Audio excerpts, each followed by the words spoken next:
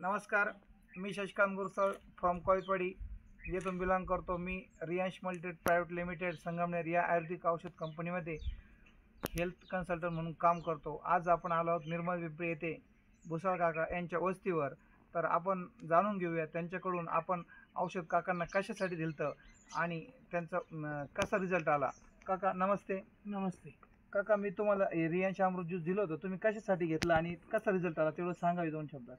मी ना माझ्या क्रिएटिन वाढत होते, ते कमी झाले जरा. अच्छा. आणि पाय थोडे सुजत होते, ते झाले. काका, किती दिवसापासून तुम्ही ट्रीटमेंट घेत होते साधारणतः क्रिएटिनची? क्रिएटिनची 5 वर्षापासून घेतली. 5 वर्षापासून. आणि युरिक ऍसिड पण वाढलं होतं म्हणून तुम्ही? हा, ते अजून मध्ये वाढत होतं. अच्छा. आणि आपण औषध घेण्यापूर्वी तुमचे पाय सुजले होते म्हणे तुम्हाला? हा, सुजत होते. चप्पल पण घालता येत नव्हती, एवढी सुजत होती. आता बरं आहे ना मग? आता बरेचसे कमी झाले. किती टक्के फरक पडला काका तुम्हाला आतापर्यंत? आता 25% पडला. 25% म्हणजे एका बॉटलमध्ये 25%? बघा मित्रांनो, काकांना एकाच बॉटलमध्ये 25% फरक पडला. त्यांच्या पायाला सूज आलेली होती आणि त्यांना चप्पल पण घालता येत नव्हती, चालायला पण त्रास व्हायचा.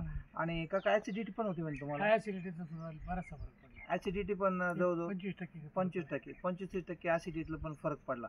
म्हणजे एकाच बॉटलमध्ये 25% ऍसिडिटीला फरक पडला आणि त्यांची पायांची सूज पण कमी झाली. काका, क्रिएटिन पण कमी झालंय काकांचं. म्हणजे कोण म्हणतं आयुर्वेदिकवर बरं फरक पडत नाही, विश्वास नाही, पण हे बघा काकांनीच सांगितलंय की आयुर्वेदिक एकदम जबरदस्त असं औषध आहे. काका, तुम्ही रियांश अमृत ज्यूस बद्दल काय सांगशाल? लोकांना घेतलं पाहिजे की नाही? नाही, घेतलं पाहिजे, कारण त्याच्यापासून कुठला त्रास नाही किंवा साईड इफेक्ट नाही, कुठल्या गोष्टीचा म्हणजे त्रास नाही. आणि सकाळ संध्याकाळ घेणे सोपं आहे म्हणे.